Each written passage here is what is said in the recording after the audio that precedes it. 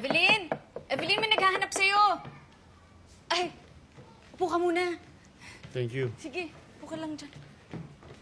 Eugene! Alam ko na, Edna. Patok na ngayon sa naisip ko. Si Evelyn ang solusyon sa problema natin. Naku naman, Eugene. Nahihiya na ako sa kapatid mo. Hindi, okay lang yan. Kaya hindi tayo makarecruit sa networking eh. Hindi, food cart na lang yung kukunin ko. 38,000 lang yun. Diba? Food cart! Ang lakas naman ng loob mo. Saan mo naman ilalagay yun? Dito? Bahala na, maghanap Eh ako. na nga, nga lang ako dun na Niyaya! Niyaya, ha? Sabi sa akin ng teacher mo, ikaw daw ang leader ng grupo. Sinong niloko mo, ha? Ha? Ikaw parang nagdala ng mga kaklase mo sa sugalan? Paano yan? Kung ma-expel ka sa school, ha? Mababa ng grades mo, pasang awa nga eh. Paano ka makakatapos ng high school niyan? Mahirap Hindi na ako mag-aaral. Nandiyan naman si ate. Ay, ako! Puro ako na lang? Kumuha ng yaya, hingi ka ng pambayad dyan. Palagi ba ako? Ako na lang lahat? Puro si ate?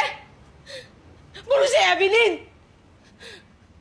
Maliit pa lang ako, binubuhay ko na kayong lahat! Sa inyo umiikot ang buhay ko! Pero, Nay, ngayon na may problema ako! Ni isa pa sa inyo may nagtanong sa akin kung okay ako, kung ano nararamdaman ko! Kung ano nangyayari sa akin ngayon, ni isa sa inyo wala! Ni isa sa inyo wala!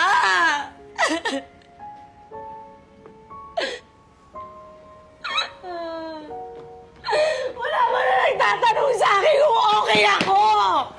Ano? Ano ba ang problema mo? Nay, wala na kami ni Timothy. Ano? Ay, ayaw niya na sa akin. Baka naman, anak, pwede pa kayo mag-usap? Hindi. Sabi niya ayaw niya.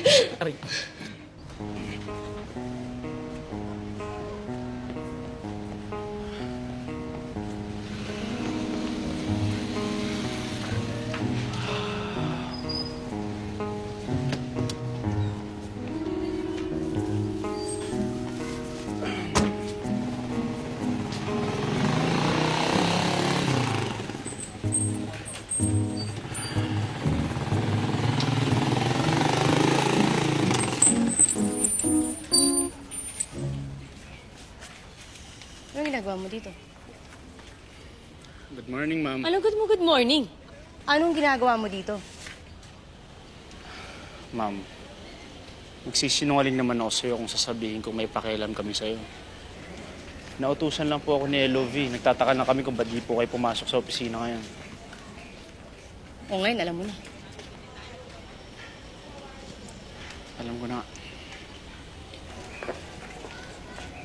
Pag may nakaalam tungkol sa nakita mo kanina, I swear, mawawala ka na lang sa mundong ito at di ka na makikita ng pamilya mo. Gagawin ko yan. Literal. Ha? Ha? Yes, ma'am.